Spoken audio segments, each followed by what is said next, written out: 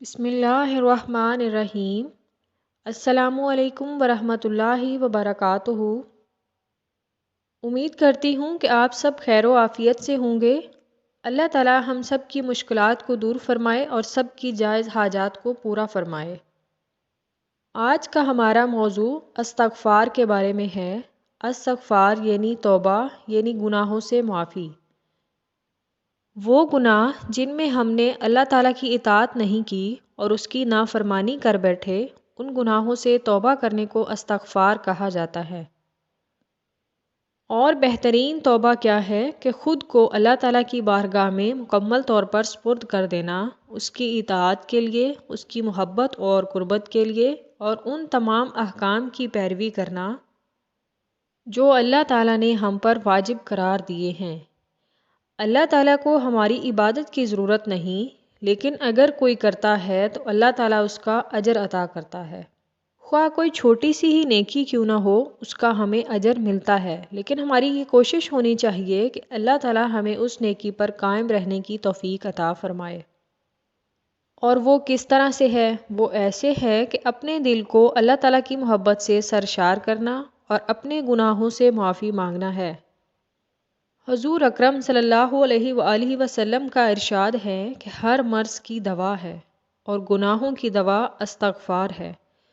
اور رسول صلی اللہ علیہ وآلہ وسلم نے فرمایا، استغفار کثرت سے کیا کرو کیونکہ اس سے گناہوں کا خاتمہ ہوتا ہے۔ جیسا کہ خدائے تعالیٰ کا فرمان ہے کہ جب تک بندہ استغفار کرتا رہے اس پر کوئی عذاب نازل نہیں ہوتا۔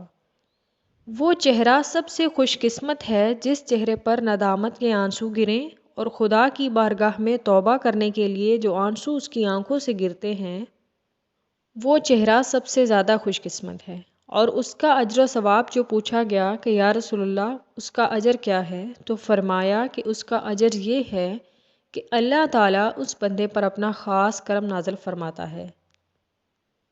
گناہوں پر پشیمانی ظاہر کرنا، خدا کی بارگاہ میں یہ توفیق بھی ہمیں اللہ تعالیٰ کی طرف سے ہی ہوتی ہے۔ خدا کہتا ہے کہ آؤ میری بارگاہ میں ٹوٹے ہوئے دلوں کا سہارا ہوں۔ میں ہی ہوں جو تمہارے ٹوٹے ہوئے دلوں کو جوڑ سکتا ہوں۔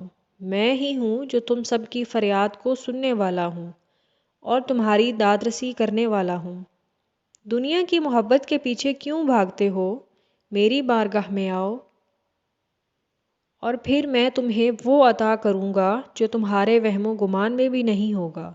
یہی وجہ ہے کہ جو بھی خدا کی بارگاہ میں سچی توبہ کا ارادہ کرتا ہے اور اللہ تعالیٰ اس کی توبہ کو قبول کر لیتا ہے تو اسے توبۃ النصوح کہا جاتا ہے۔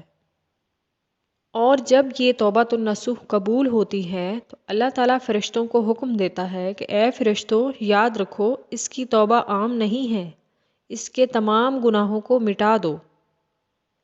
جو لوگ اللہ تعالیٰ کے خوف سے اس دنیا میں توبہ کرتے ہیں، ان کے لیے اس دنیا میں تو اجر و ثواب ہے ہی، آخرت میں بھی ان کو بہت اجر و ثواب ملے گا۔ اللہ تعالیٰ ہمارے گناہوں کو معاف کرتے ہوئے ہمیں صحیح معنوں میں اس کی اطاعت کرنے کی توفیق عطا فرمائے، اور ہمارے نیک اعمال کو قبول کرتے ہوئے ہمیں ان پر قائم رہنے کی توفیق عطا فرمائے۔ آمین۔